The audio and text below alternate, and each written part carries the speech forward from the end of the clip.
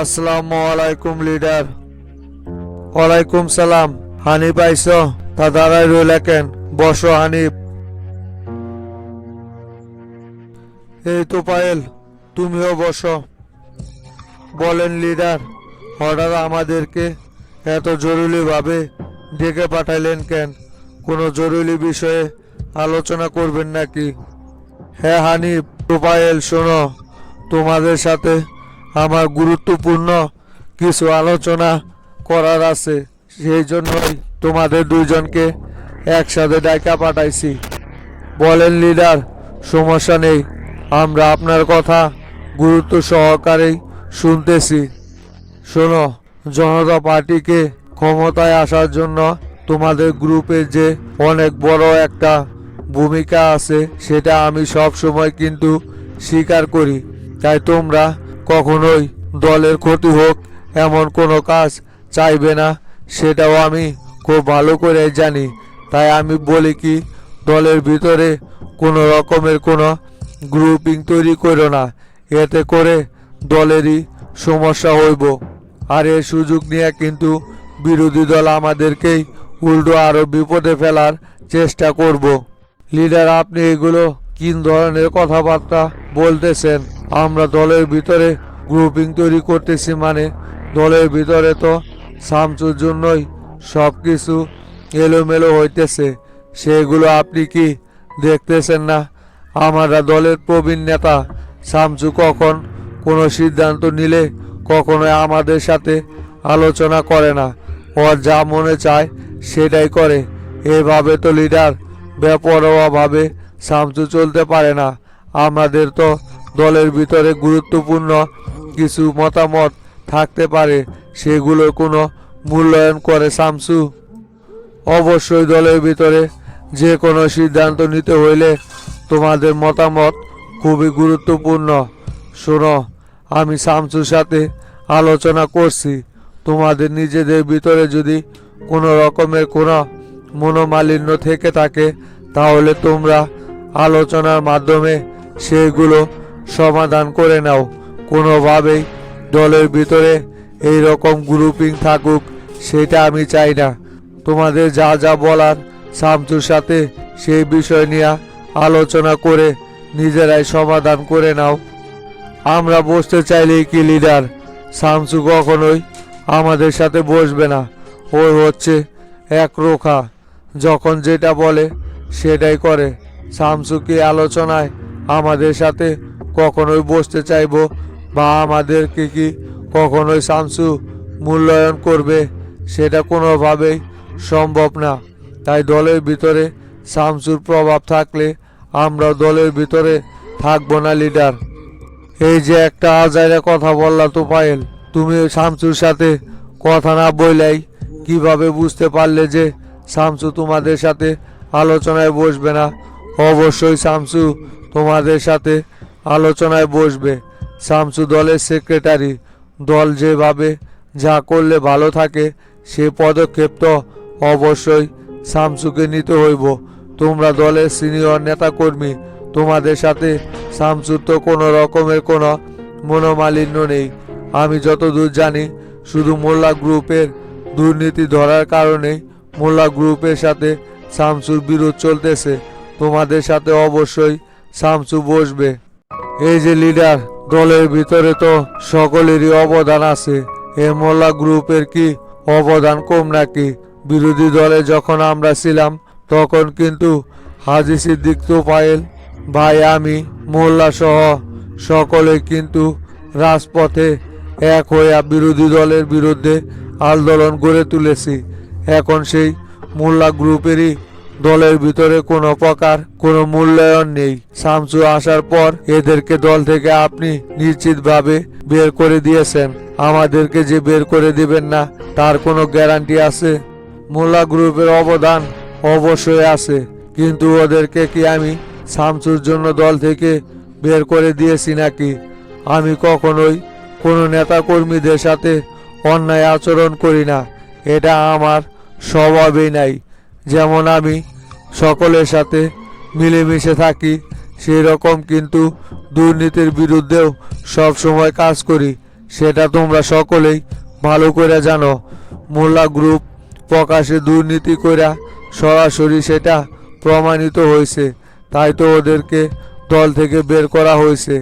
তবুও আমি মোল্লাকে জামিনে বের করে নিয়ে এসেছিলাম, কিন্তু মোল্লা জামিনে বের হয়ে আসা আবারও সেই আগের মতো কাজ করে যাচ্ছে। জনতা পার্টির নাম খারাপ হয় এমন কাজের সাথে মোল্লা জড়িত। এইগুলো কি তোমরা দেখো না? বাহাদুরকে যে কিডন্যাপ করার পর শামসু এখন নাটক সাজাইলো, এটা কি করবেন? এতে করে তো দলেরই মান সম্মান নষ্ট হইল লিডার। দেখো হানিফ, প্রথমত তো শামসু বাহাদুরকে কিডন্যাপ করে নাই, সেটা বাহাদুর নিজের মুখে সকলের সামনে স্বীকার করছে। এতে করে শামসুর উপর যা দোষ ছিল সেটা সম্পূর্ণ মিথ্যা প্রমাণিত হয়েছে। আর দ্বিতীয়ত, যদি বাহাদুরকে শামসু কিডন্যাপ করেও থাকে তাহলে সেটা দলের স্বার্থেই করছে, ব্যক্তিগত স্বার্থে না। কিন্তু সেই সময় ওরা বিরোধী দলের সাথে মিলে যে পরিকল্পনাটা সাজাইছিল, তখন যদি ওদেরকে থামানো না যেত তাহলে কিন্তু আজকে আমরা ক্ষমতায় বসে থাকতে পারতাম না। সেটা তুমি মানো তো? হ্যাঁ লিডার, এটা স্বীকার করা যায়। ওরা সেই সময় বৃহত্তর আন্দোলন গড়ে তুলেছিল, কিন্তু ম্যাজিকের মতো সেই আন্দোলনটা শামসু থামিয়ে দিয়েছে। এর জন্য শামসুকে আমিও ধন্যবাদ জানাই। তাহলে এটা যদি মানো তাহলে আমার কথাও মেনে নিয়ে তোমাদের শামসুর সাথে বসতে হইব। শোনো হানিফ, তোমরা মন খুলে শামসুর সাথে কাজ করবে। যদি শামসু কোনো কাজে তোমাদেরকে বাধাগ্রস্ত করে তাহলে সেই বিষয়টা আমি দেখব। তারপরেও তোমাদের কাছে আমি অনুরোধ জানাই, তোমরা কোনোভাবেই দলের ভিতরে বিশৃঙ্খলা সৃষ্টি করো না। আগামীকালকেই শামসুর সাথে বসবে তোমরা। আচ্ছা লিডার, ঠিক আছে, আমরা তাহলে শামসুর সাথে বসবো। তবে লিডার, শামসু যদি আমাদের সাথে কোনো রকমের খারাপ আচরণ করে তাহলে আমরাও কিন্তু ছেড়ে কথা বলবো না। হ্যাঁ ঠিক আছে, শামসু যদি তোমাদের সাথে কোনো রকমের খারাপ আচরণ করে তাহলে শামসুর বিরুদ্ধে আমি নিজে সিদ্ধান্ত নিব। আচ্ছা লিডার, ঠিক আছে, উঠলাম আমরা এখন। আসসালামু আলাইকুম। আঙ্কেল, এখন তাহলে কি করবেন?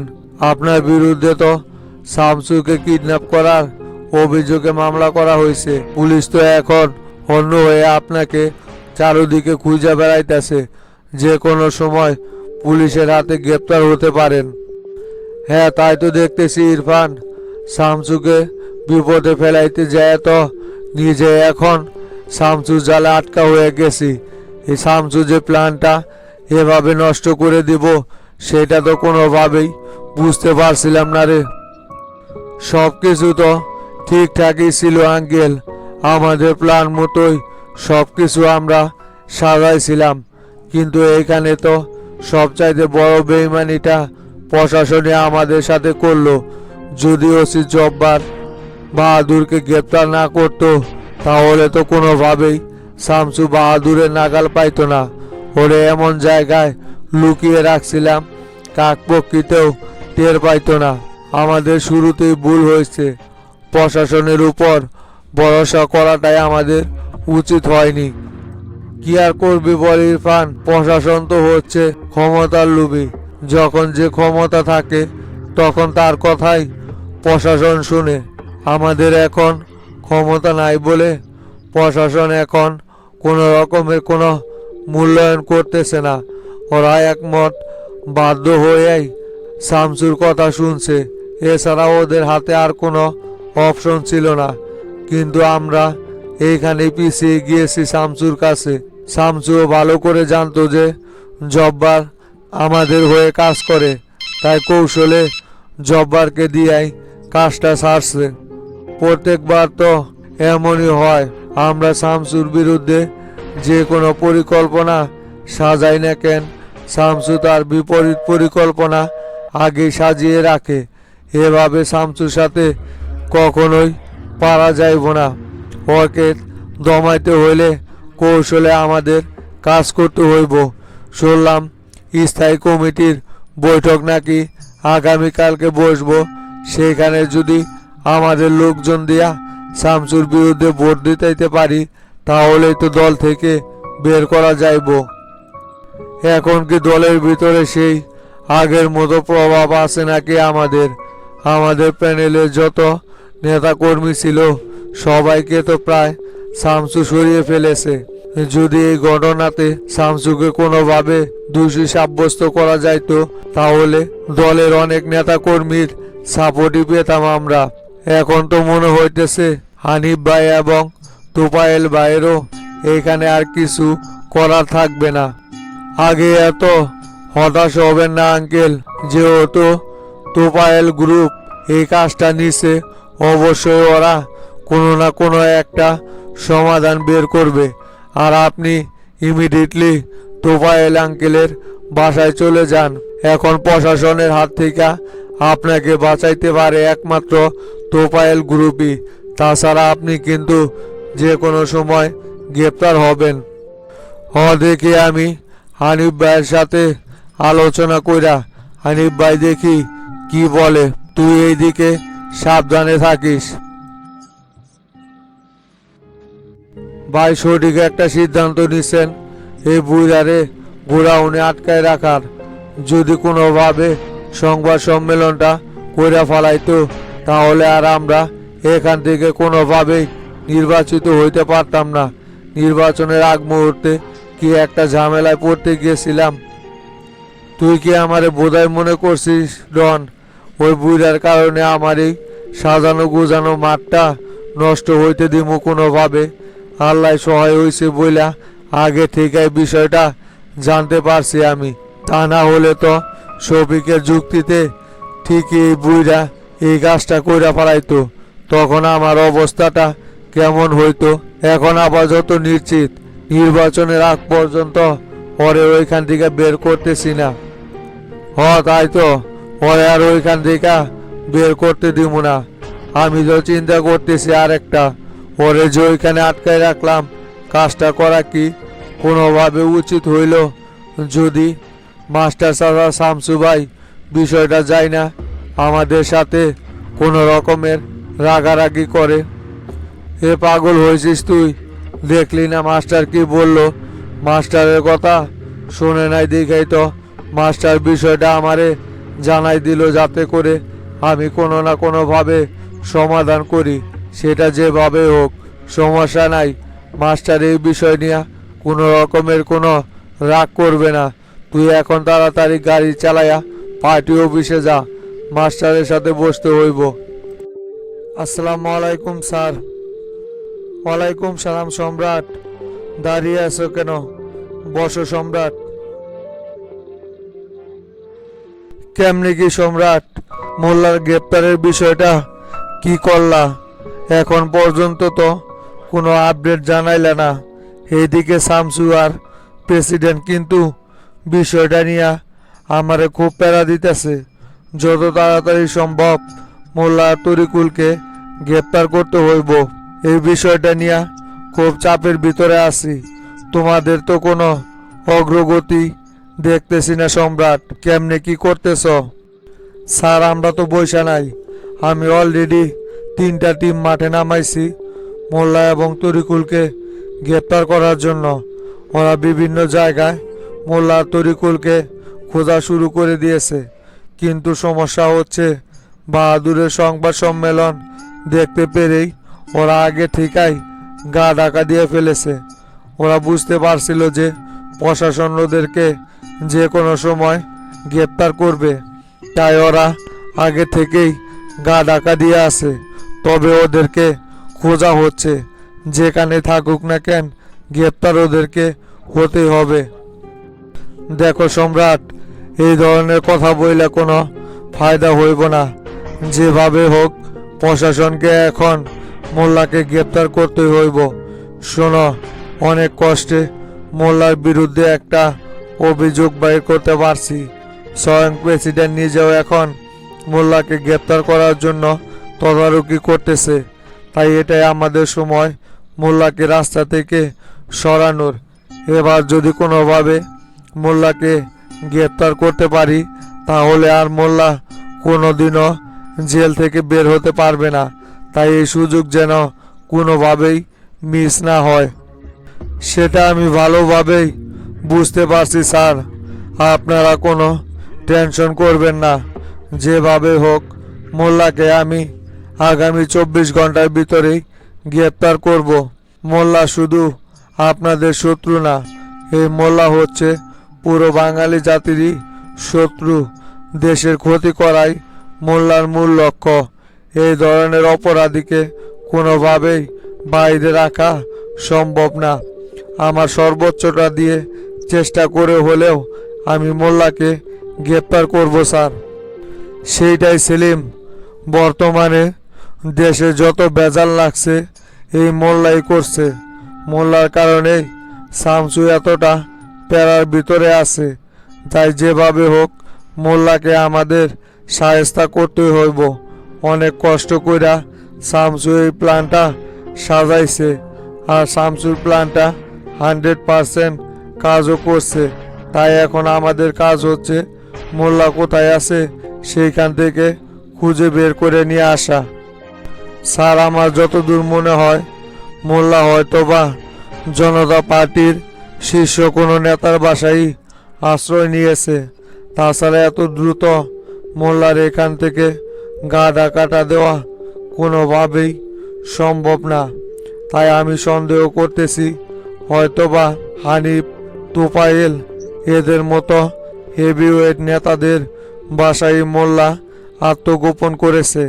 কারণ বর্তমানে মোল্লাকে সব ধরনের সাহায্য করতেছিল এরা। তাই আমরা তো আর সরাসরি কোনো অর্ডার ছাড়া ওনাদের বাসায় রেড দিতে পারি না।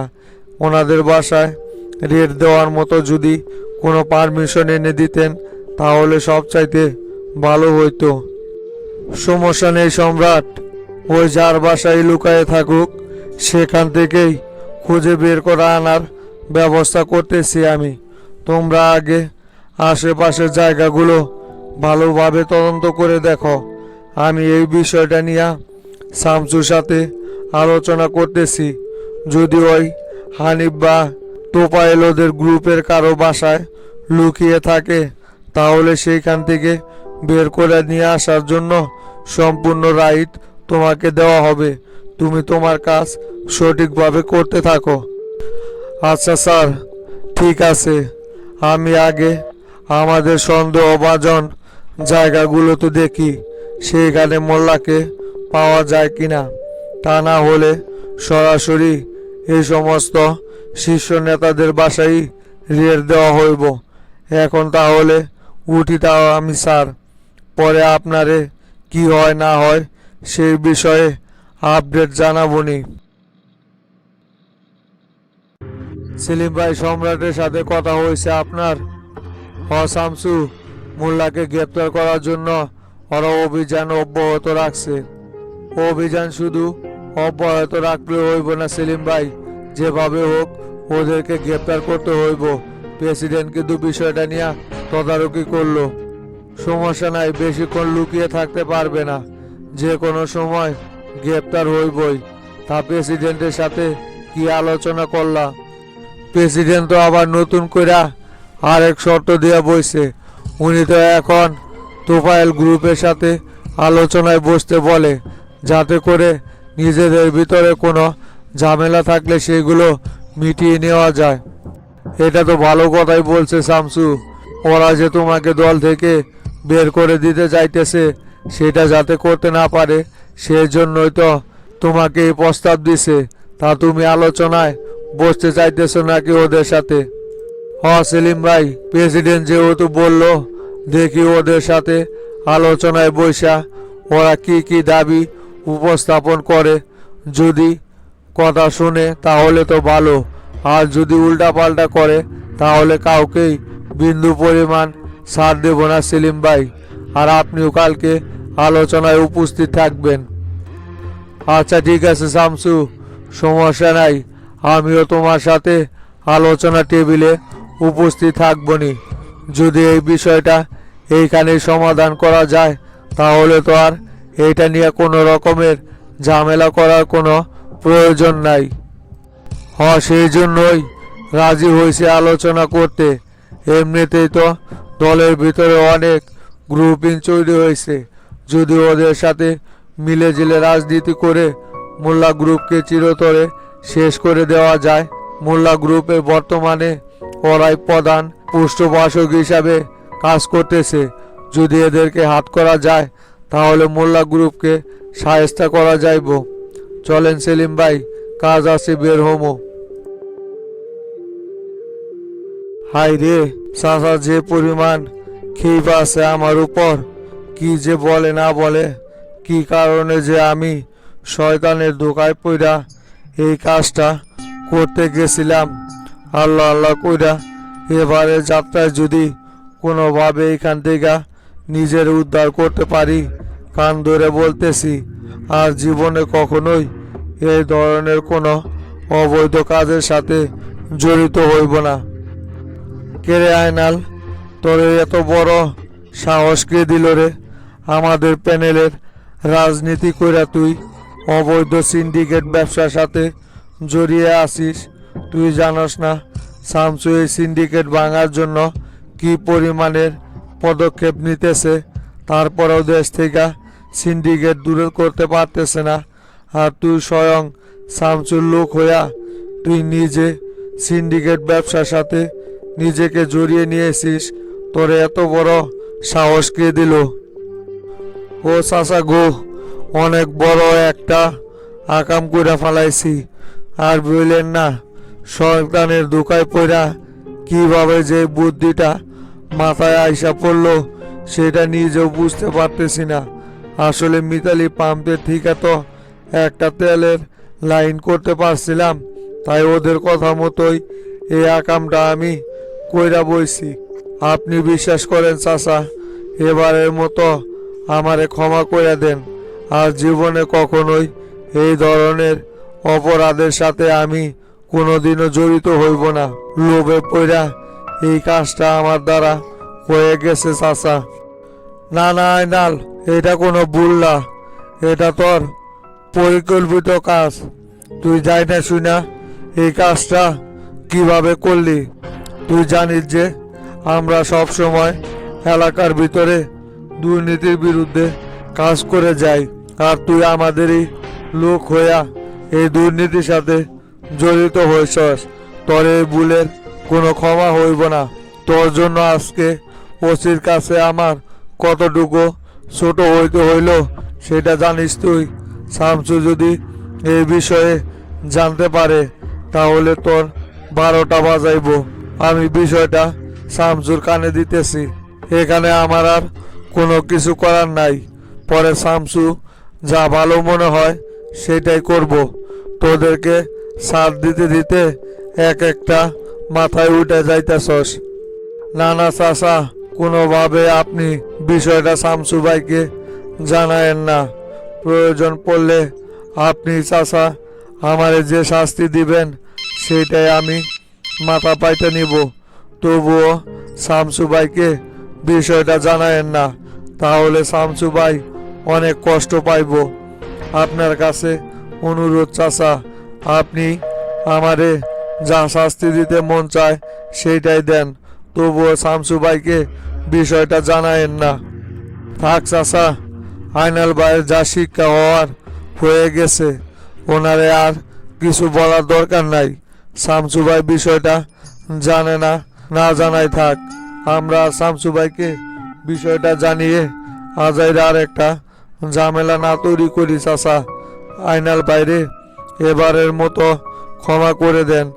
আসলে সকলেই তো এই তেল লিয়া এখন সিন্ডিকেট করতেছে। সেই লোভে পইরা আইনাল ভাইও হয়তোবা কাজটা কইরা ফেলাইছে, কিন্তু উনি বুঝতে পারে নাই যে এই কাজটা করার ফলে ওনার কি হতে পারে। তাই আমি বলি কি চাচা, এবারের মতো ওরে ক্ষমা করে দেন। ও কি করে ক্ষমা করি রে? ওই যে বড় অপরাধ করছে, এর জন্য তো ওরে জেল থেকে ছাড়া আনা আমার কাছে ভুল হয়েছে। ওরে কিছুদিন জেলে পচায় রাখার দরকার ছিল। এই তেল সিন্ডিকেটরা যে দেশের ভিতরে কত বড় একটা সমস্যা তৈরি করছে সেটা কি ওই বুঝতে পারছে? এটা এখন জাতীয় ইস্যু হয়ে দাঁড়াইছে। সংসদের ভিতরে বিরোধী দলের নেতারা সারাক্ষণ সরকারের উপর চাপ প্রয়োগ করতেছে। আর ওই শামসুর লোক হইয়া কিভাবে এই কাজটা করার সাহস পাইল? টাকা পয়সা যখন যা লাগতেছে শামসু সেইগুলো দিয়া সবাইকে সাহায্য করতেছে। তারপরে ওর কি কার জন্য এই কাজটা করতে হবে? চাচা, বললাম তো আমি যতদিন বাইচে আছি ততদিন আর এই ধরনের কোনো অপরাধের সাথে জড়াবো না চাচা। এবারের মতো যেভাবে হোক আমারে আপনি ক্ষমা করে দেন। দ্বিতীয়বার এই ধরনের কোনো অপরাধের কথা আপনি আমার কাছ থেকে শুনতে পারবেন না। সবসময় আমি আপনাদের পথে চলবো। এখন থেকে আমার যা শিক্ষা হবার হয়ে গেছে। দরকার পড়লে কালকে থেকে আমি এই দোকানদারি ছেড়ে দিব। হে আয়নাল, তুই আর আমার সামনে একটা কথাও বলবি না। তুই তাড়াতাড়ি এখন আমার সামনে থেকে দূর হয়ে যা। তোরে দেখলে এখন আমার শরীর শুধু রাগে ফুইলা উঠতেছে। পরে কিন্তু গায়ে হাত তুইলা বসমু আর এক ঝামেলা হইব। তাই বলতেছি এখন তুই আমার সামনে থেকে দূরে সরে যা। তোর মুখ যেন আর আমি না দেখি। এ গোল্লা, গাড়িটা বের কর, পার্টি অফিসের দিকে যাওয়া লাগবো। কি ব্যাপার চাচা, থানায় কথা বইলা কি বুঝতে পারলেন? পুলিশের ভূমিকা কেমন হতে পারে? কাল বাদে পরশুই তো নির্বাচন। তোতাওয়ারা যদি দলীয় পাওয়ার ব্যবহার করে নির্বাচনে কোনো রকমের কারচুপি করতে চায় তাহলে তো আমরা প্রশাসনিক সাহায্য না পেলে কোনোভাবেই ওদের সাথে পেরে উঠবো না চাচা। যেভাবে হোক আমাদের তো প্রশাসনিক সাপোর্টের প্রয়োজন আছে। আরে না রে বাটুল, ওজির সাথে সেই বিষয়েই আলোচনা করলাম।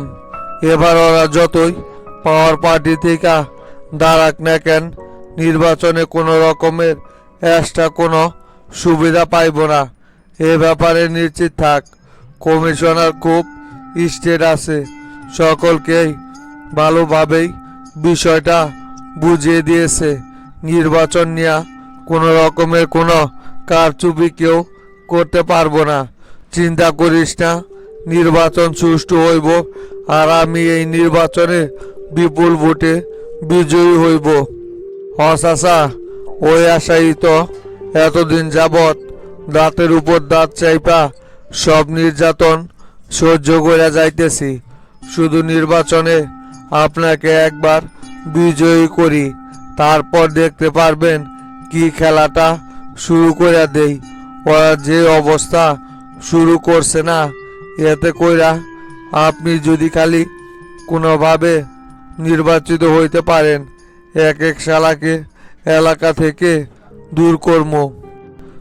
দোয়া কর শুধু নির্বাচনে যেন কোনোভাবে আমি পাশ করতে পারি। তারপর তোদের মন যা চায় তাই করবি। কোনো রকমের কোনো বাধা দিব না তোদেরকে। কিরে বাটুল, আজকে তো সাংবাদিক খোকনের আমার বাসায় আসার কথা। মজনুর বাপের থেকে সংবাদ সম্মেলন করাইতে হইব না? কই খোকন তো এখন পর্যন্ত আইসা পৌঁছাইল না।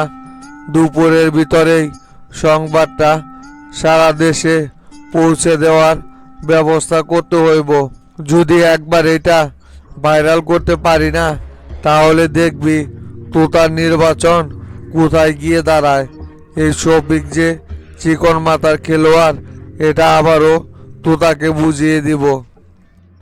চাচা, সাংবাদিক খোকন আমারে কিছুক্ষণ আগেই ফোন দিছিল। ওই নাকি রাস্তায় আছে, অল্প কিছুক্ষণের ভিতরেই চলে আসবো বাসায়। সমস্যা নাই, কিন্তু এইদিকে এখন পর্যন্ত তো মজনুর বাপ সগির চাচা আয়সা উপস্থিত হইল না। সময় মতো তো ওনার এই জায়গায় উপস্থিত থাকার কথা, ওনারই তো কোনো খোঁজ খবর নাই। মজনুর বাপের কোনো খোঁজ খবর নাই মানে? তোরে যে আমি থানায় যাওয়ার আগে বললাম মজনুর বাপের সাথে কথা বইলা যত তাড়াতাড়ি সম্ভব মজনুর বাপেরে এই জায়গায় নিয়ে এসে উপস্থিত কর। কি করলি তাইলে তুই? এখন পর্যন্ত মজনুর বাপ নাই, সাংবাদিক নাই, এইদিকে সব কিছু প্ল্যান করে রাখছি। ওরাই যদি সময় মতো উপস্থিত না হয় তাহলে কিভাবে কি করব? আমি তো চাচা ঠিকই মজনুর বাপেরে ফোন দিছিলাম, অনেক কয়বার ফোন দিলাম, কিন্তু ওনার প্রতিবারই ফোন বন্ধ পাইতেছি। কোনোভাবে তো ওনার সাথে যোগাযোগ করতে পারতেছি না। তাহলে কিভাবে ওনার সাথে কথা বলবো?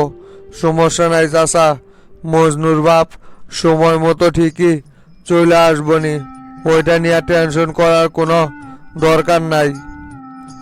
যে চাল চালছি রে, একবার যদি খালি মজনুর বাপের দিয়া সংবাদ সম্মেলনটা করাইতে পারি তাহলে দেখবি খাড়ার উপর মাঠ কিভাবে ঘুরে যায়। তোতার যে কয়টা বোট আছে না, দেখবি একটা বোটও তোতার বাক্সে পড়ব না।